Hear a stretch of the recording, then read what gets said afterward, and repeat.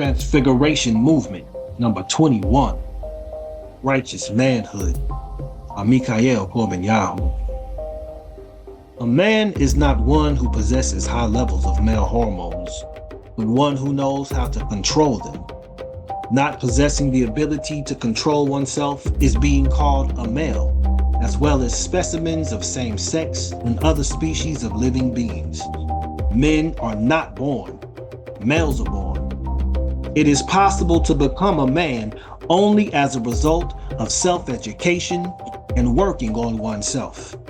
There are some people who live all their life as a male, never becoming a man. Tikkun haberit. When I was a child, I spoke like a child. I thought like a child. I reasoned like a child. When I became a man, I gave up childish ways. 1 Corinthians 13, verse 11. So yeah, this is an article I've been meaning to write for a while now. The idea first came to me about 5 or 6 years ago, around the time when the conversation about toxic masculinity was spreading like wildfire. The term was being thrown out from pulpits to podcasts and barbershops to bedrooms. And now that society is flooded with conversations about alpha males, sigma males, and high-value men, I felt the urgency to return to this topic with clarity, depth, and a kingdom-centered perspective. One of the dynamics I want to present in this conversation is that of righteous masculinity, a spiritual, emotional, psychological, and physical embodiment of maleness that aligns with the Torah, the prophets, the writings, and the teachings of our master, Yahushua ben Yosef. This is not a masculinity defined by domination or detachment, but by devotion, discipline, discernment, and deep love for Yah, his people, and its creation. For good measure and continued transparency, my own journey into manhood has been both glorious and gut-wrenching. I've had moments where I stood tall, led well, loved deeply, provided faithfully, and worshiped wholeheartedly. I've also had seasons where I failed miserably, where my leadership turned into passivity, my self-control crashed into indulgence, where I hesitated as a husband, faltered as a father, prolapsed my ability to provide, and even suffered from self-induced spiritual droughts in my relationship with Elohim. But along this journey of highs and lows, what I've come to know is this: true manhood is not defined by perfection. And while I do believe we are able to achieve perfection or become tamim, the journey into manhood is truly marked by progression. And progress looks like a continual surrender to the Ruach HaKodesh, a refusal to remain in a fallen state, and a resolve to return again and again to the image and likeness of Elohim. And for me, I can honestly say that as many times as I've fallen, I've gotten up, dusted myself off, and continued to walk on the way with determination and devotion. Of this, Proverbs 24:16 tells us that though a righteous man falls 7 times, they rise again, but the wicked stumble when calamity strikes. As a man with melanin, the matter of manhood has weighed heavy on my heart for years, personally and collectively. For those of us born as so-called African American men in the Western world, our journey into righteous manhood has been violently interrupted by the emasculating machinations of colonialism and chattel enslavement. We were torn from our language, land, lineage, and legacy. Our righteous masculinity, rooted in Kodesh responsibility and group-centered, Torah-based leadership, was desecrated by systems that sought to reduce us to brute labor and deny us divine purpose. Deuteronomy 28 points the prophetic portrait of our plight. We would be led into captivity again in ships, verse 68, become a byword among all nations, verse 37, and watch as the tender and delicate man among you become hostile and disconnected, verse 54. We were stripped of the dignity of fatherhood, shackled from providing, protecting, and presiding with purpose. Our spiritual fire was suppressed under centuries of generational trauma, systemic racism, and false religious programming that distorted our divine identity. Yet, the wickedness of the oppressor has never been greater than the righteousness of our Redeemer. The way forward is not through mimicking the aggression of Babylon, but through repentance, teshuvah, and transfiguration. We must return to the covenant, remember the instructions given to our fathers, Abraham, Isaac, and Jacob, and reimagine our manhood through the lens of Torah and Messiah.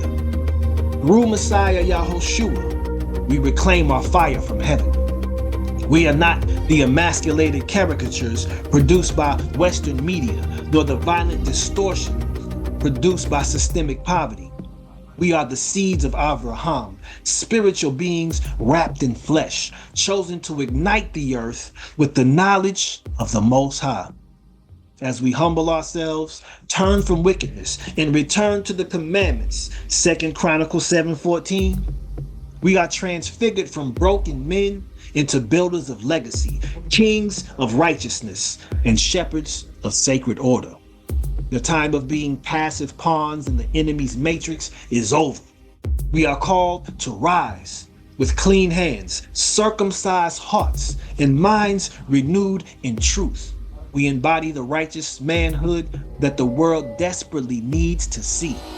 We no longer walk in reaction to oppression, but in reflection of the Most High's image, as it is written in Isaiah 60, verses 1-3. Arise, shine, for your light has come, and the glory of Yah is risen upon you. Gentiles shall come to your light, and kings to the brightness of your rising. Our time is now. Let us become the righteous men we were always created to be. From the beginning, the Torah lays the foundation for manhood. The patriarchs Abraham, Isaac, and Jacob provide distinct aspects of what it means to walk as a man in covenant. Avraham Avinu, Abraham our father, was called to challenge, confront, leave, believe, and build. He left the comfort of familiarity, believed Elohim against all odds, and built altars of worship in foreign lands. He modeled faith and hospitality, but also struggled with decisions like his handling of Hagar and Ishmael. Yet he remained faithful to the voice of Yah. Yitzhak, Isaac, demonstrated stability, submission, and generational continuity. His quiet strength, his digging of wells, Genesis 26, and his willingness to be bound on the altar all reflect aspects of surrender and the ability to maintain spiritual infrastructure. Yaakov, Jacob wrestled, both literally and figuratively. He faced his own deception, wrestled with angels and with his past, and ultimately became Israel, the one who struggles with Elohim and prevails. His manhood was not static, it evolved. That's the testimony of true masculinity, transformation. Then we have Moshe Rabbeinu, Moses our teacher, strong but not invincible. He was mighty in word and deed, but he battled with self-doubt and frustration. His strength was his intimacy with Elohim, speaking with it face to face, Exodus 33:11. But his challenge was his temper. Still, he poured himself into Yahushua ben Nun, imparting courage and conviction. To Joshua, he said, Hazek va'ematz, be strong and courageous, 31:6 of Deuteronomy. Joshua had the heart to lead because he stayed close to the tent of meeting. Even when Moshe and the elders left, he stayed posted in the Shekinah presence. You can read that in Exodus 33:11. By doing so, Joshua inherited the vision, possessed the promise, and led the people into what Moshe could only see from afar. Dawid HaMelech, King David embodied the full spectrum of masculine complexity. He was a warrior, worshiper, shepherd, and king. He danced before the ark, wrote psalms of anguish and adoration, and faced personal failures and national triumphs. Yet, he was called a man after Elohim's own heart. 1 Samuel 13, verse 14. Why? Because he always returned. Before his transition, Dawid told his son Solomon, Be strong and show yourself a man, and keep the charge of Yah your Elohim, to walk in his ways, to keep his statutes, his commandments, his judgments, and his testimonies. 1 Kings 2 verses 2 and 3. He left his son with the blueprint for righteous masculinity and the keys to the kingdom, something we all have access to if we embrace our calling as men and stick to the script. But even Solomon, with all his wisdom, fell prey to excess, sensuality, and idolatry. The wisest man still needed wisdom and fortitude to remain. This tells us that righteousness, not intelligence or influence, not power or access, not being an alpha or a high-value man, is the key to enduring masculinity. Now let's drill down deeper into the Torah standard for manhood. In our tongue, we find that the Hebrew word for man is ish, taken from the word in Hebrew that means fire, esh. This word for man connotes the following ideas: a husband, the fire aspect of man that ignites and perpetuates the flame; a spiritual being, used in reference both to men and to angels and to Yah. It signifies not man as mortal flesh, but as the activity of spirit, of fire. The definition of man is rich with layered spiritual, relational, and metaphysical connotations that reaches far beyond the common understanding of a male human being. It captures the pattern and functional essence of man according to Hebraic and Torah worldviews. First, the designation of man as a husband immediately places him within the covenantal framework of relationship. In Hebrew, the word often used as ish, which in its marital context signifies the male counterpart in a sacred union, Isha being the woman. A husband is not merely a mate, the one who is responsible for initiating, cultivating, and covering covenant through love, provision, and protection. This reflects the image of Elohim in the role of bridegroom over his people Israel. This is our highest calling as men, and something that we collectively have to step our game up with and righteously fulfill. Speaking for myself, it's an area that I desire and have entered a few times, and still learning to meet all the righteous requirements as a man of Elohim. Secondly, the definition describes man as the fire aspect that ignites and perpetuates the flame. This refers to the energetic and catalytic dimension of masculinity. As we've mentioned, the Hebrew word ish, man, shares the same letters as the word for fire, esh, with the addition of the letter yod, symbolizing the supernal spark or active hand. Interestingly, the Hebrew word for woman is isha, which includes the letter he, representing breath, revelation, or the Shekinah presence. With this combination, as man and woman unite in covenant, Yah, the covenant name of our Heavenly Father and King, is formed between them. Yod from Ish, He from Isha. Conversely, though, if that Shekinah presence and name of Yah is not present in that union and is removed, only Esh, fire, remains, leading to destruction rather than sanctification. Thus, man is defined not just by passion or heat, but by his capacity to steward the fire of heaven, to inspire vision, discipline, and love within the household and society. Thirdly, identifying man as a spiritual being used in reference to both humans, angels, and even Yah elevates the role of man beyond flesh.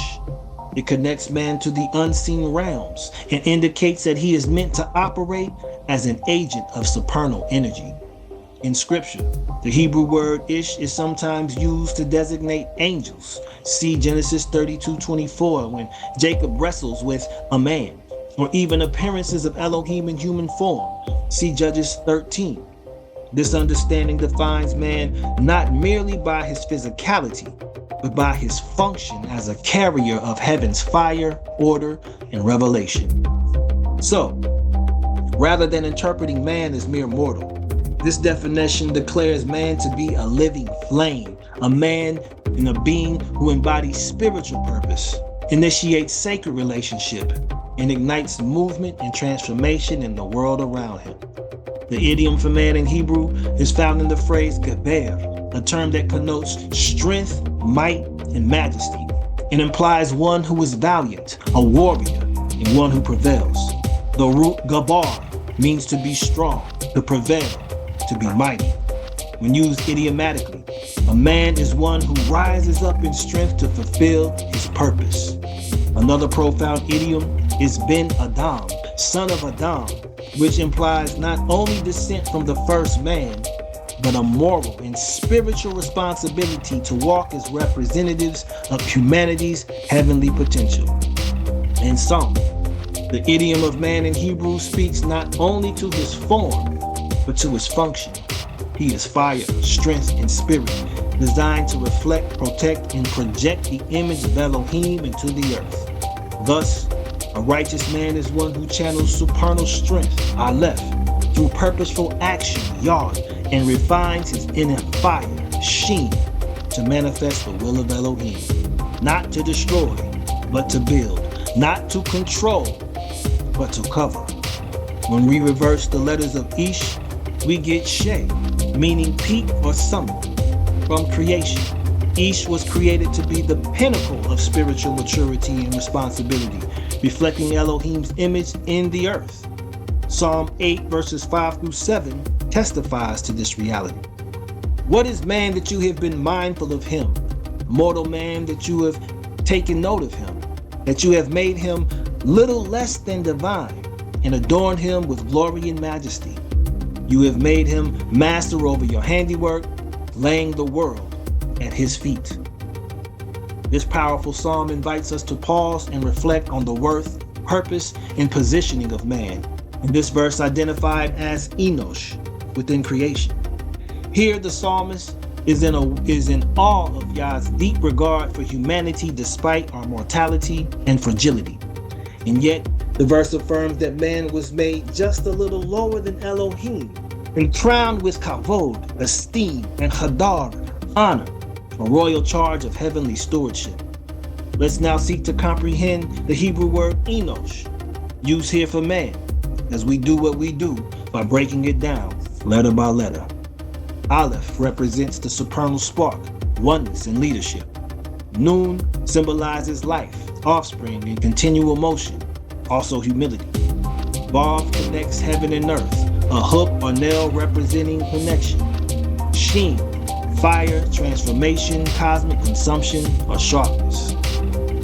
We arrive with the insight from this that Enosh is the mortal man, the initiated masculine force within the earth who, though frail and limited, is imbued with the supernal spark of Elohim, Aleph, and is destined to carry out a sacred function, to activate Shin, the fullness of connection, Vav, between heaven and earth through humility and humanity, Nun, of heavenly stewardship. In his weakness, Enosh is made strong by dependence on Elohim.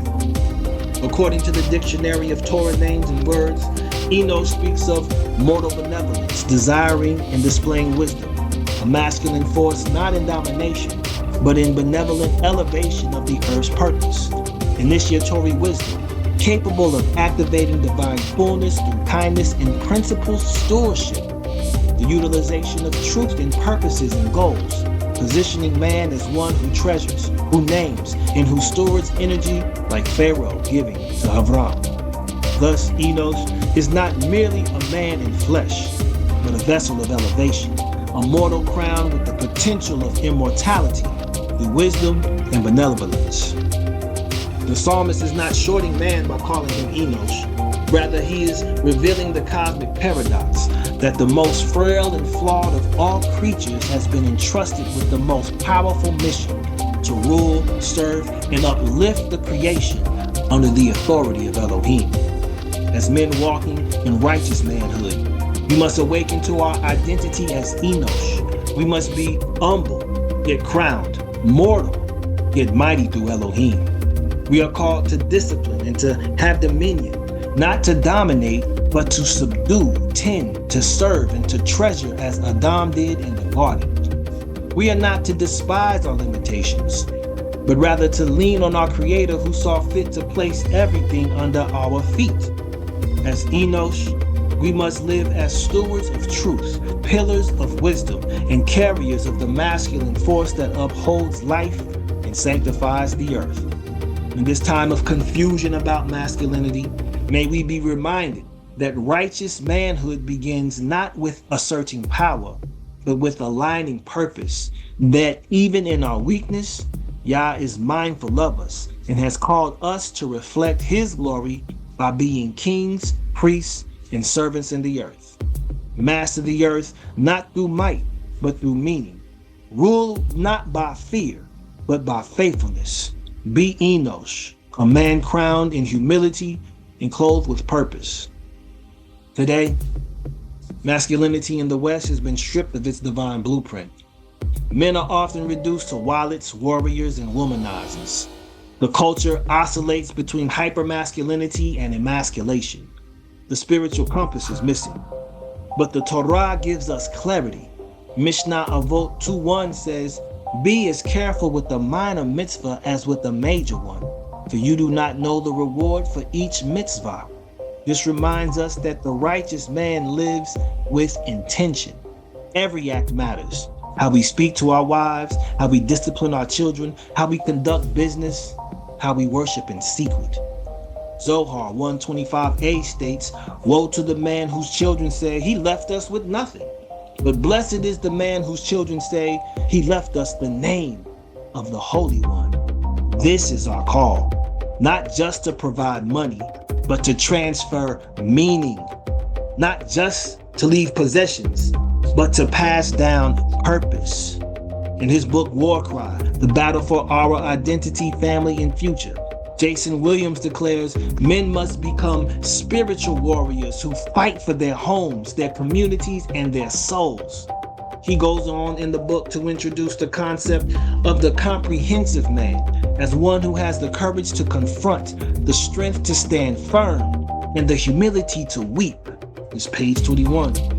This vision is deeply connected to the spiritual call to be a righteous man, one who is not fragmented, double-minded, or performative, but whole, healed, and holy. A righteous man, like the comprehensive man, doesn't compartmentalize his masculinity. Rather, he integrates the lion and the lamb, the warrior and the worshiper. On page 27, Wilson writes that a comprehensive man is one who embodies emotional intelligence, spiritual maturity, and moral integrity. He aligns with the biblical admonition in Micah 6 verse 8 to act justly, love mercy, and walk humbly with your Elohim. To be righteous is to be rooted in Yah's order, leading with love, reigning through restraint, and standing as a living sacrifice ready for war, but always governed by wisdom. A righteous men, as righteous men, as righteous men. That war cry is ours. We must embody both lion and lamb, ferocious when needed, gentle when required. As Proverbs 16 verse 32 says, "He that is slow to anger is better than the mighty, and he that rules his spirit than he that takes a city." As righteous men ready to respond to any and every situation that presents, we must pursue the following: consistency, discipline, commitment, self-control, humility, love, leadership, wisdom, balance. When we as men walk in these principles, we dynamically align ourselves with the very design and the desire of the Most High for authentic masculine stewardship. The outcome of such life is not just personal success or spiritual maturity, but the restoration of order in our families, communities, and nations. We become dependable anchors in unstable times, able to hold spiritual ground and transfer legacy. We cultivate an environment where those around us can thrive because we have first submitted ourselves to the ways of Elohim. We are no longer tossed by emotions, societal trends, or prideful ambition. Instead, we become living testimonies of the power of Yah's Ruach, dwelling in our mortal vessels, manifesting the kingdom in character and conduct. Through this, The image of the second Adam, Messiah Yahushua, is revealed in us as righteous men who both rule and serve, who both guard and give, and who both lead and love. To become such righteous men, we must walk a path of intentional transformation as outlined by the principles that were identified above. The scriptures give us a clear order and rhythm to this walk, as we now side these principles with scriptural textual support. Becoming a righteous man. 1. Submit to the word. A double-minded man is unstable in all his ways. James 1:8. Consistency begins with anchoring ourselves in the word daily. We must determine to be one-minded, no longer wavering between the ways of the world and the wisdom of Torah. 2. Discipline the flesh. I discipline my body and bring it into subjection. 1 Corinthians 9 verse 27. The battle is spiritual, but it's won in the body. Train yourself in prayer, fasting, and righteous habits that keep your soul in alignment with the Ruach. 3. Commit fully. No one who puts his hand to the plow and looks back is fit for the kingdom. Luke 9:62. True righteousness requires unwavering devotion. Burn the bridge behind you. Commit fully to the walk, regardless of difficulty. 4. Bear the fruit of self-control. The fruit of the Spirit is self-control. Genesis 5:23. Yielding to the Spirit brings restraint over words, actions, and appetites. This is not suppression, but sanctification. Learning to respond rather than react. 5. Walk in humility. What does Yah require of you but to walk humbly with your Elohim? Micah 6 verse 8. Humility is not weakness, it's strength under control. A humble man is teachable, accountable, and guided, not by ego, but by reverence. 6. Love sacrificially. Love your wives as Messiah loved the assembly. Ephesians 5 verse 25. Love is not lust or convenience. It is sacrificial service. Practice loving your spouse, family, and community with the same patience and passion Yahushua showed. 7. Lead righteously. I have known him, that he may command his children. Genesis 18 verse 19. Leadership is more than influence. It is responsibility. Be intentional in setting vision, enforcing righteous boundaries, and establishing your home in truth. 8. Pursue wisdom. Wisdom is the principal thing. Proverbs 4 verse 7. Study Torah. Seek counsel. Honor elders. Righteous men build their lives on wisdom, not impulse. Make decisions based on purpose, not preference. 9. Maintain balance. He who fears Elohim avoids all extremes. Ecclesiastes 7 verse 18. Do not be overly rigid or overly passive. Learn to live in the tension between justice and mercy, work and rest, faith and works. By following these scriptural steps, a man does not merely become better, he becomes whole. He embodies tzedek, righteousness. He walks in covenant authority, and he shines as a reflection of the King. This is the path of righteous manhood. This is the transfiguration of the masculine soul. But becoming a righteous man is a process, not a personality, and especially not a status. It doesn't happen overnight, nor is it based on appearance, accolades, or public performance. It is the fruit of an intentional inward journey, one that begins with reverence for Elohim and continues with consistent daily decisions to walk in his ways. Its end result is fervent love for Elohim, which transforms us into the unstoppable force of love. In this light, we are able to see that righteousness isn't about being perfect, but it is about our pursuit of it, as well as our ability to remain blameless. It's the posture of the heart that says, I will follow, I will grow, and I will align. We become righteous men through choice, one decision at a time. We grow through obedience, one step at a time. We reflect righteousness by consistency, not charisma. And ultimately, The strength of a man is measured not by how loud he roars, but by how faithfully he walks. As it is written in Psalm 37, verse 23, the steps of a good man are ordered by Yah, and he delights in his way. In that delight we find our purpose, our peace, and our power to lead in righteousness. So Zachanim, elders, Banim, sons, Achim, brethren, Achyanim, nephews, and Havarim, friends, let us return to righteousness. Let us seek the face of Yah with the zeal of Dawid, the perseverance of Yaakov, the intimacy of Moses, the faith of Abraham, the discipline of Joshua, and the wisdom of Solomon, and the unfailing love of our Messiah. Let us wash our wives with the water of the word, raise sons who carry the Torah on their tongues, and guide our daughters so that they know what it looks like to be led in love and covered in truth. The Transfiguration movement is about becoming the image and likeness of Elohim in every area of life. As righteous manhood is not optional for us, for our families, for our communities, for the world. It's essential. Let us rise. Let us return. Let us be revealed. Let us be righteous. Let us be men. Let us be transfigured. Selah.